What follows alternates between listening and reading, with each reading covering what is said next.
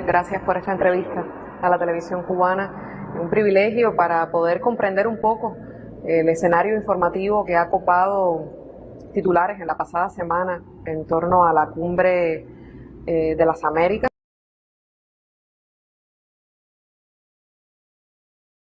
la cumbre de las exclusiones. Hay todos los medios de comunicación en torno al hecho de que es una cumbre en la que ha habido muchos ausentes. E incluso los que estuvieron presentes y ofrecieron sus discursos mencionaron a los que no estaban. Sin embargo, aquí parecía haber un pacto oscuro que uno no sabía bien qué era lo que estaba sucediendo tras bambalinas. ¿Cómo se llegó a ese punto en la que hoy podemos afirmar que fue una cumbre de las exclusiones? ¿Cómo se cocinó eso? Sí, lo peor es que no era un pacto, sino que era una imposición autoritaria el que el gobierno de Estados Unidos tratara de imponer exclusión. Y de hecho ya en los primeros meses de este año, diversos analistas, en el propio MINREX teníamos la apreciación de que era probable que esto ocurriera. Pero no es hasta, según mi memoria, no es hasta marzo en que se genera una contradicción intensa, pero fundamentalmente privada, que inicia CARICOM, la Comunidad del Caribe, con una fortísima posición contraria a cualquier exclusión, en un actitud extraordinario en este proceso, y otras figuras, mandatarios de la región se suman a él. Y Estados Unidos apuesta a tratar de reducir el desgaste que comprende tempranamente que le iba a ocasionar esa decisión estratégica fatal para la cumbre. Es una cumbre que nace frustrada, es una cumbre que nace junto al fracaso. El gobierno de Estados Unidos entonces juega a la opacidad, a decir no hay decisiones tomadas, las invitaciones no han sido enviadas. La opacidad, Cristina, llega hasta el lunes de la semana pasada, es decir, hasta la semana 48 horas, 72 horas antes de la cumbre. Hay un vocero el domingo en la noche de una fuente anónima, según la prensa estadounidense, que es el primer firmes pero constructivos de los países latinoamericanos y caribeños por hacer rectificar a Estados Unidos de su intento de imposición finalmente consumado. Empieza un debate público.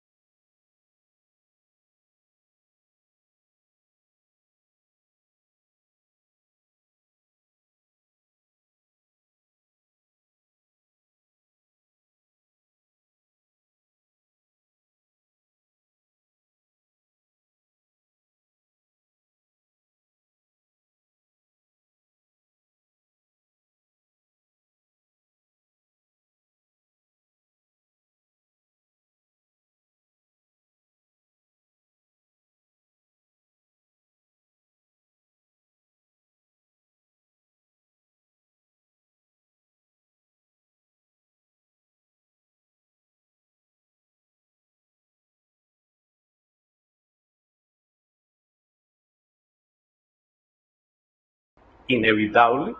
que acorrala, que no podría haber exclusiones, no hay ninguna razón para exclusiones, y dos, que él, el presidente de la República, no asistiría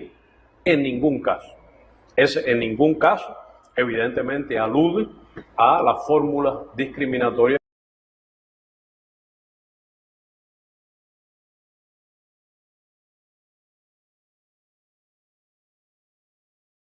que Estados Unidos estaba tratando de imponer igualdad de condiciones, lo cual indica dos cosas a mi juicio. Uno, confirma totalmente que Estados Unidos no tiene una sola razón válida para excluir a nadie, ni tiene el menor derecho de hacerlo por ser anfitrión. Y dos, que comprende perfectamente que las exclusiones provocarían el fracaso de la cumbre. Fue evidente que cuando ya se sabía que había un coro bastante claro en América Latina de rechazo a estas exclusiones, empezamos a ver movimientos de presiones obvias por parte del gobierno de Estados Unidos, es decir, el envío de emisarios a determinados países, a eventos, conversaciones con determinados políticos en la región,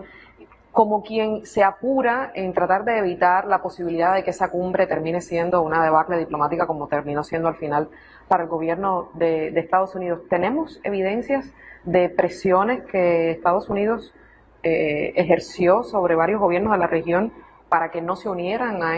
este coro de rechazo a la exclusión? Fueron intensas y a veces brutales. Los embajadores estadounidenses, quiero decir, el Departamento de Estado, y cuando empieza a hacerse más notorio el fracaso, y cuando empiezan también las culpas y los remordimientos, y empiezan a culparse unos a otros por los errores de fondo y por la mala conducción del proceso, aparecen los enviados. Dos enviados. El senador dedicó semanas en los países de CARICOM a aplicar enormes presiones, a ofrecer dádivas, pero a aplicar presiones muy intensas. Hay una versión incluso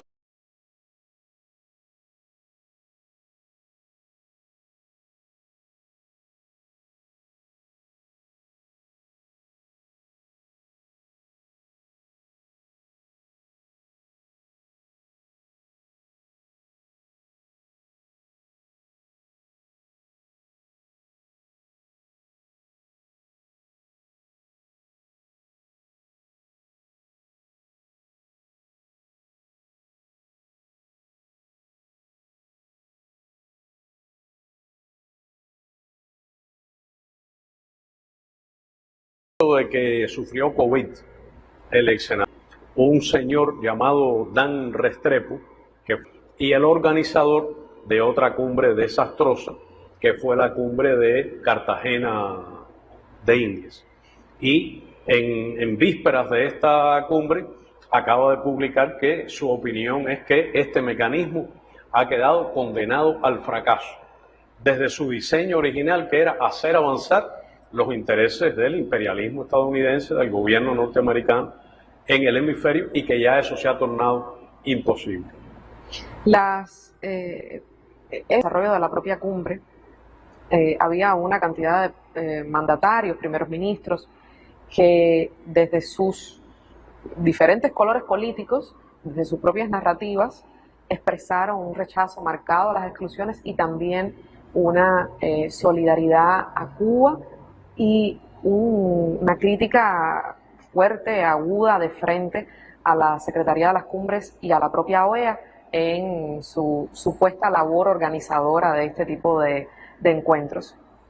¿Puede haber alguna voz afiebrada o alguna voz un poco extremista de las lecturas de estos procesos geopolíticos que puedan pensar que Cuba coordina estos esfuerzos? Pero según mi impresión, tiene más que ver con la decisión soberana de los países de decir lo que quieran decir en este tipo de encuentros. ¿Cómo surge esta ola de simpatizo a las exclusiones? Nos subestiman con arrogancia, con la visión de dominación siempre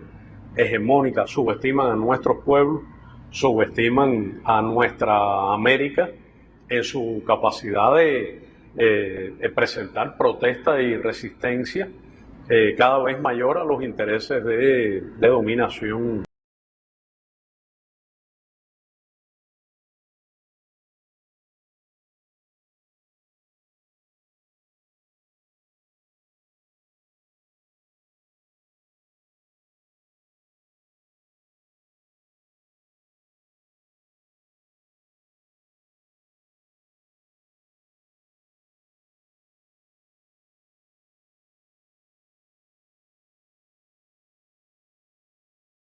del imperialismo. Y por eso un grupo de países latinoamericanos plantearon que no asistirían a otras cumbres en las mismas circunstancias. Ocurre ahora también la comunidad de estados latinoamericanos y caribeños, después de una década extraordinaria, a los 200 años de nuestra independencia, se fue haciendo indispensable. Después sufrió los embates de la oleada neoliberal en la América Latina, pero que bajo conducción mexicana y conducción ahora argentina ha ido otra vez revitalizándose. Y claro que es conveniente un mecanismo de diálogo y de cooperación entre nuestra América y el gobierno de los Estados Unidos, pero siempre en absoluto pie de igualdad, sin sombra para la independencia. Si era la posibilidad de que el gobierno de los Estados Unidos escuchara a la comunidad de estados latinoamericanos y caribeños, tal como se hace con otros grupos de países o incluso países de otras regiones. Pero lo ocurrido aquí, a mí me parece que con la voz de unos 20 países que se opusieron directamente a las exclusiones en la misma cumbre, con la denuncia de 11 de ellos al bloqueo y el enérgico reclamo de que se le ponga fin de inmediato, o las menciones a la arbitraria, injustificada inclusión de Cuba en la lista de estados patrocinadores del terrorismo, o el muy generoso reconocimiento de otros países a la cooperación médica, a la solidaridad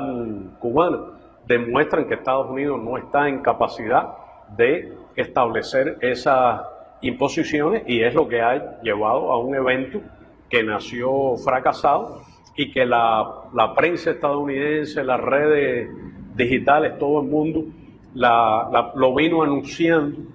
titulado en una cumbre al borde del colapso, Estados Unidos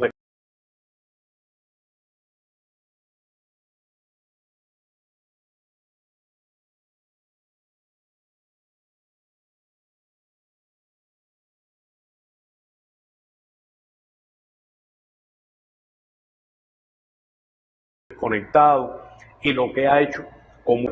del gobierno republicano lo ha colocado en la carencia de una política propia y en el ejercicio de la política del presidente Trump hacia la América Latina y el Caribe, y en la aplicación brutal, más genocida aún, del bloqueo, incluso en condiciones de pandemia,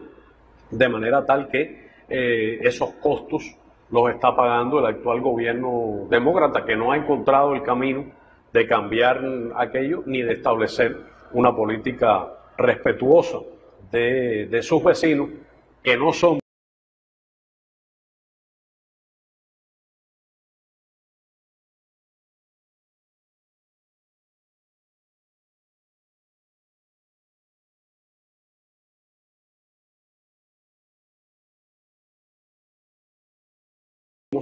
ni seremos ni patio trasero, y que pone además en advertencia el futuro con las palabras de que lo que ha ocurrido en esta cumbre no puede quedar en el vacío ni en la ambigüedad, y que requiere rectificación, requiere acciones, requiere decisiones del hemisferio. Y la OEA ha salido terriblemente mal parada, venía malherida ya, ha sido vuelta a llamar en estos días con Ministerio de Colonias de los Estados Unidos, absoluto desprestigio de su impresentable secretario general, pero es primera vez que en una cumbre hemisférica expresa de renuncia al que detenta la condición de secretario general. Ante estos escenarios, estas cumbres que funcionan tan mal, ¿no?, que ni siquiera son capaces de aglutinar un quórum digno para este tipo de encuentros, uno no puede dejar de pensar en la funcionalidad o la pertinencia de otros tipos de integración, como CARICOM, como CELAC, como ALBA, la importancia que cobran este tipo de iniciativas, que también de alguna manera llevaron su voz como grupos regionales, también estuvieron en Los Ángeles. Sí, a veces en algunos documentos se usa lenguaje diplomático para describir las relaciones a las que aspiraría nuestra América con los Estados Unidos, que en mi opinión no serán nunca de integración. Cuba no aspira a integrarse con Estados Unidos. Aprendimos de Bolívar y de Martí que ese no es nuestro camino. Pero estas cumbres del fracaso, de la inoperancia, cumbres inútiles, cumbres que no están seguidas ni de la consideración de las causas raigales de los problemas, ni integración de nuestra América, en nuestra América, dentro de nuestra América. La CELAC, la Comunidad de Estados Latinoamericanos y Caribeños, cuyo presidente Alberto Fernández hizo un discurso contundente, de los más contundentes e importantes, reflejando sentimientos que son colectivos en la reunión de Los Ángeles. Los discursos de CARICOM a nombre de la comunidad del Caribe y de los líderes caribeños fueron también de extraordinaria contundencia. El presidente López Obrador ha hablado hasta esta mañana, prácticamente todos los días, de estos temas, pero habría que reconocer el muy importante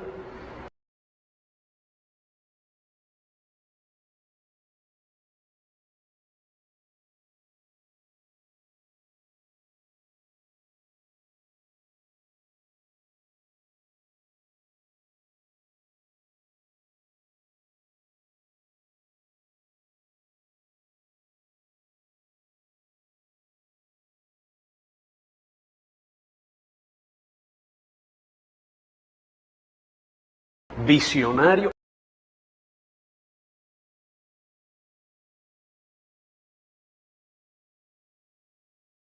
y práctico. Va a este tipo de cumbres, ¿por qué se denuncia que nos excluyan? ¿Por qué es importante asistir si en algún momento volviéramos ahí? Volveremos si hubiera más cumbres, ¿no? Que en este minuto está posiblemente en entredicho. Yo recuerdo cuando en el año 1994 se lanzó el proyecto de estas cumbres, los planteamientos del comandante en jefe Fidel Castro, diciendo en esencia, si este mecanismo significa una rectificación del imperialismo estadounidense en sus relaciones de dominación y de hegemonía sobre la América Latina y el Caribe, Cuba no se opondría. Y recuerdo el discurso del general de ejército Raúl Castro Ruz en la cumbre de Panamá en abril del 2015, enfatizando precisamente en estos conceptos que retomaba el presidente Díaz-Canel hace pocos días en el discurso del pasado miércoles, reunido con la sociedad civil cubana, también excluida, no solo el gobierno, sino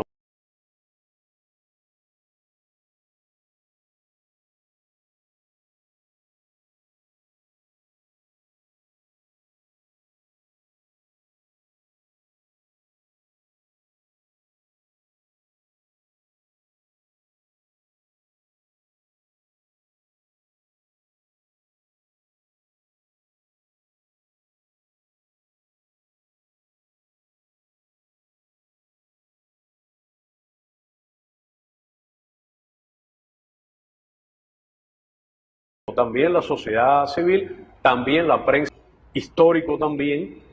enfatiza en estos conceptos. Y yo antes mencionaba que habría que aspirar a un diálogo productivo y respetuoso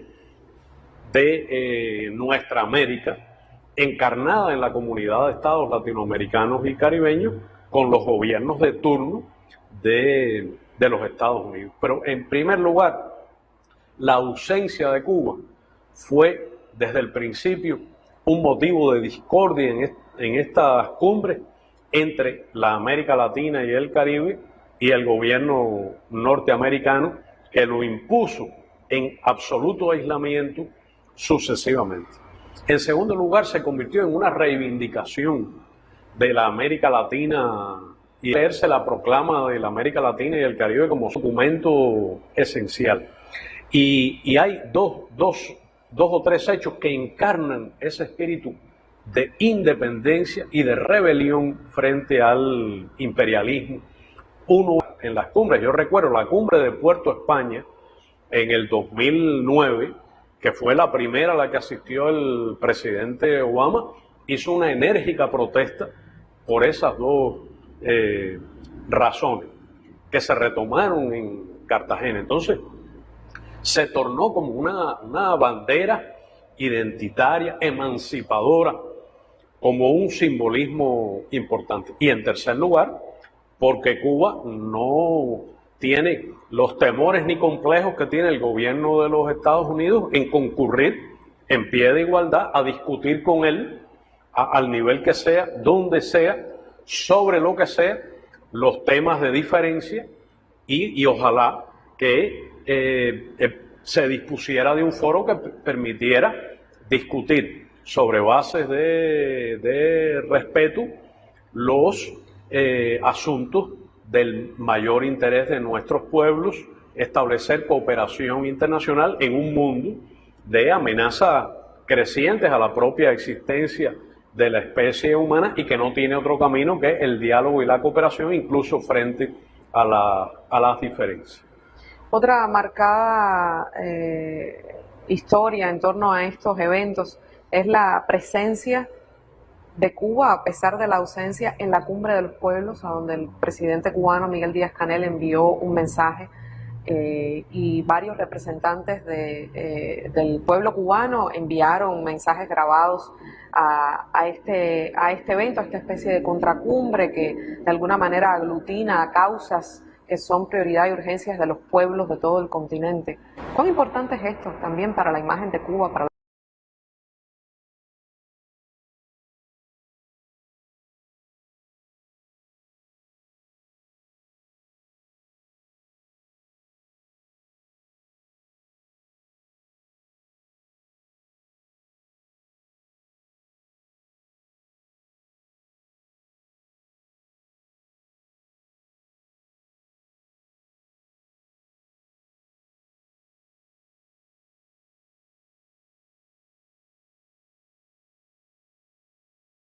la verdad de Cuba, haber tenido nuestra verdad? Presidente Arce, la ausencia y la denuncia de la presidenta de Honduras, Xiomara Castro, la ausencia de San Vicente y de su primer ministro Ralph González, los pronunciamientos previos de la cumbre del ALBA en La Habana. No recuerdo, probablemente haya sido solamente en Cartagena, en Panamá, que fue histórica, memorable, extraordinaria. Pero la cumbre de los pueblos, llamada la cumbre de los pueblos por la democracia, y que sí fue una cumbre verdaderamente participativa y democrática, a pesar de que Estados Unidos impidió que estuviera la delegación de la sociedad civil cubana allí, fue muy significativo. En una ciudad progresista, en una ciudad donde hay una fuerte presencia de migrantes y de minorías, que confirmó primero la simpatía del pueblo estadounidense con Cuba y con nuestro pueblo, que se manifiesta en su posición con relación a la eliminación del bloqueo o su reclamo por la libertad de viajar a nuestro país y visitarnos libremente. La presencia de las comunidades de distinta naturaleza, los movimientos sociales, las organizaciones sindicales, las organizaciones de LGTBIQ+, la enorme pluralidad de la sociedad estadounidense y también de quienes concurrieron allí. Una parte de ellos son los que enviaron donaciones a Cuba en los peores momentos de la pandemia con un extraordinario valor simbólico y moral que alienta tanto nuestra victoriosa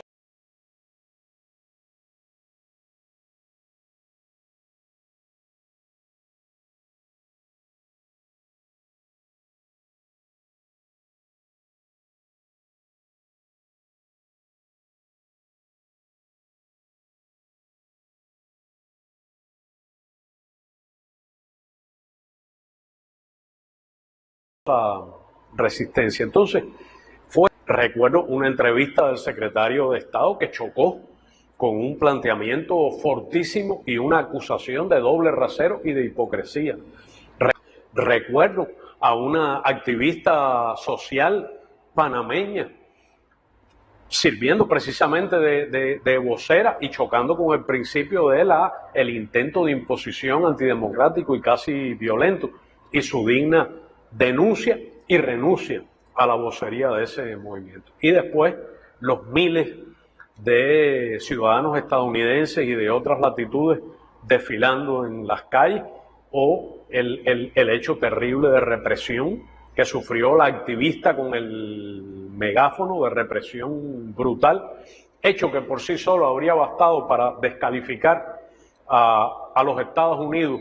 como sede de una cumbre si se fuera a seguir un rasero de derechos humanos para incluir o excluir naciones. O la irrupción, es sorprendente en términos protocolares, del presidente Biden en la reunión de la vicepresidenta Kamala Harris con los líderes caribeños, a la que Biden no se había dignado confirmar su asistencia. Y se conoce de la protesta de los caribeños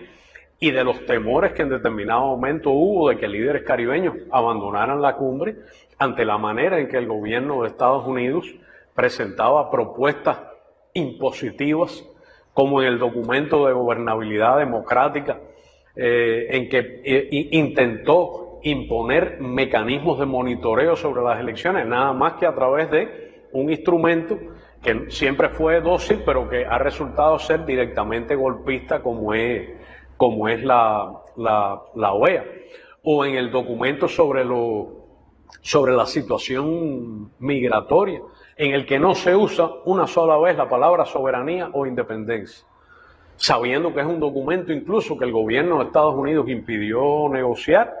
y que en su versión original contenía una frase que confirmaba el respeto a la soberanía.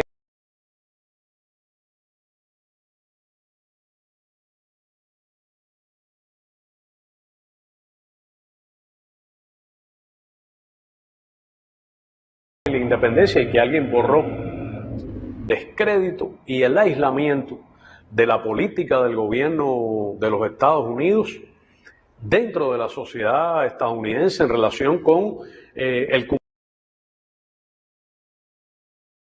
cumplimiento de sus promesas de campaña, con un cambio de política hacia Cuba, con incluso pese al anuncio en estos contextos de medidas totalmente insuficientes o inaplicables, aunque en la dirección correcta, pero dejando, como bien planteó Díaz-Canel, la voz y la presencia de Cuba fue permanente, completa, en la llamada cumbre hemisférica, en la cumbre de los pueblos, en las calles de la ciudad de Los Ángeles, en la prensa estadounidense e internacional, e importantísima también en las redes digitales. Muchísimas gracias, canciller, por esta información para la audiencia cubana sobre la presencia de Cuba en Los Ángeles, independientemente de todos los esfuerzos, porque la verdad de este país no estuviese ahí. El crédito lo merece sobre todo nuestro pueblo, que es el protagonista de esos procesos. Está en la historia, en la resistencia, en el esfuerzo de creación solidario. Es una de las razones, porque está también el simbolismo magnético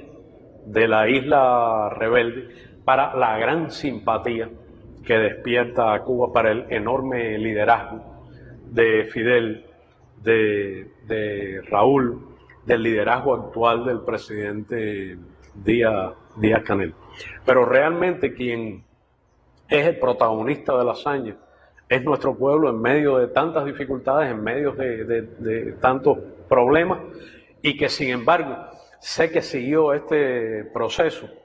como sigue las votaciones del bloqueo, o como seguía las discusiones cuando se intentaba condenar a Cuba en materia de derechos humanos en Ginebra, de una manera apasionada y detallada que siempre asombra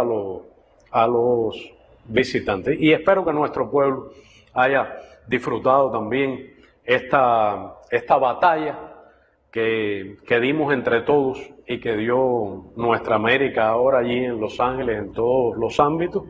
una batalla victoriosa y un fracaso más del imperialismo estadounidense en nuestra América. Una vez más, gracias, canciller. Gracias a ti.